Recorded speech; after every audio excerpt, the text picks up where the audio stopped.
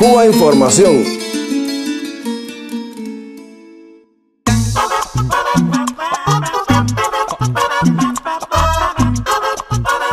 Vamos, antes de contarles cómo está el patio, a contarles cómo está el tiempo. Repsol te ofrece el tiempo. Solo en un año, en 2010 por ejemplo, la empresa Repsol gastó 30,4 millones de euros en publicidad, repartida en diferentes medios. No es extraña, por tanto, la condena unánime, desde estos medios, a la decisión del gobierno argentino de nacionalizar YPF, en detrimento de los intereses de Repsol. Repsol patrocina, por ejemplo, el informativo diario de la cadena española Telecinco, que informaba del asunto de esta manera tan rigurosa y neutral. Toda la claridad que le falta a la presidenta argentina sobre el futuro de Repsol YPF le sobra al gobierno español para advertirle sobre las consecuencias de una expropiación. Cualquier agresión violando el principio de seguridad jurídica a Repsol será considerado como una agresión. En su defensa de los intereses españoles cuentan con el apoyo total de la oposición. La escalada del conflicto no perturba a la presidenta de Argentina, que va a lo suyo. Este tratamiento informativo es común a todos los grandes medios españoles, por lo que nos centraremos en uno, el diario El País, perteneciente al grupo Prisa.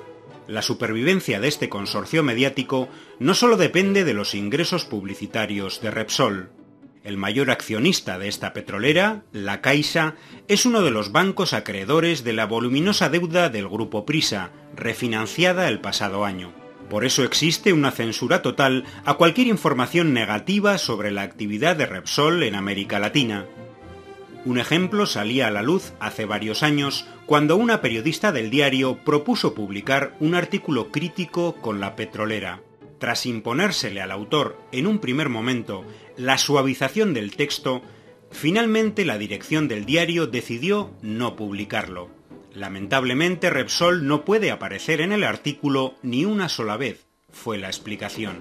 Los gravísimos daños humanos y medioambientales, las violaciones de los derechos sindicales o las acusaciones de colaboración con bandas paramilitares para el desplazamiento de población rural colombiana no pueden ser noticia.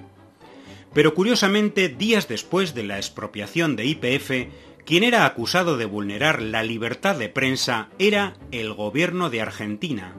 Lo hacía en un comunicado la Sociedad Interamericana de Prensa, SIP, es decir, los dueños de los grandes medios privados de América Latina, que se reunía precisamente en territorio español, en Cádiz. La SIP acusaba al gobierno de Buenos Aires de hostigar a los medios, de promover la censura indirecta y, en el colmo de la cara dura, proponía evitar que los medios públicos sean utilizadas como herramientas de propaganda o bien de difamación de personas, grupos sociales o instituciones. Es decir, exactamente lo que ahora hacen los grandes medios privados para defender a uno de sus grandes anunciantes en contra de la decisión soberana de un gobierno. Y es que la campaña político-mediática contra el gobierno de Argentina parece sacada de un manual. Anunciada la nacionalización, el gobierno español anuncia represalias comerciales contra Argentina, y su posición es respaldada por la Unión Europea, el Fondo Monetario Internacional y el gobierno de Estados Unidos. Los medios españoles comienzan una brutal campaña de demonización del gobierno de Buenos Aires, y hasta el Consejo General del Poder Judicial Español, en un ejemplo de lo que se entiende por división de poderes, se niega a participar en la Cumbre Judicial Iberoamericana celebrada en Buenos Aires. Analistas internacionales, en calidad de supuestos expertos imparciales, llevan el mismo mensaje a tertulias e informativos. Por ejemplo, el Real Instituto Elcano, un think tank defensor de los intereses geoestratégicos españoles, coloca en tiempo récord en los medios una encuesta según la cual más del 80% de los españoles juzga grave la expropiación y que refleja supuestamente una caída en picado de la popularidad de la presidenta Cristina Fernández. Las líneas de ataque del diario El País contra la decisión soberana de Argentina son también de manual. Editoriales como Populismo intimidatorio o El tango del expolio definen a las claras la posición del diario, que de la noche a la mañana descubre que la economía argentina está al borde del colapso, tiene riesgo de ruina a corto plazo o existe una degradación de la economía argentina debido al fracaso de la gestión económica.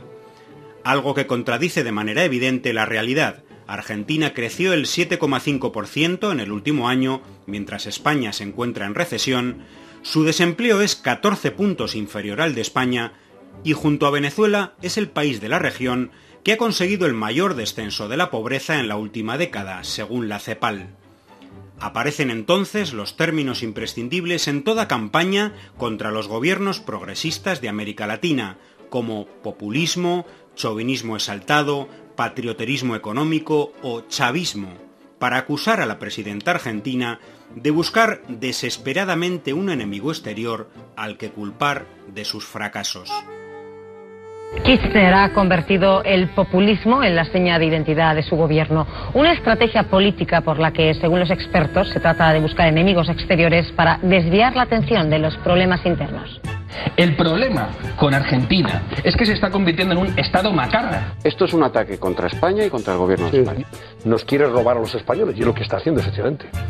Ella simpatiza con Hugo Chávez, entre otros. Un claro gesto de populismo, peronismo, mafioso político. Con ese tipo de régimen, porque es un régimen, es muy difícil el tipo de presión que funciona con unas democracias normales.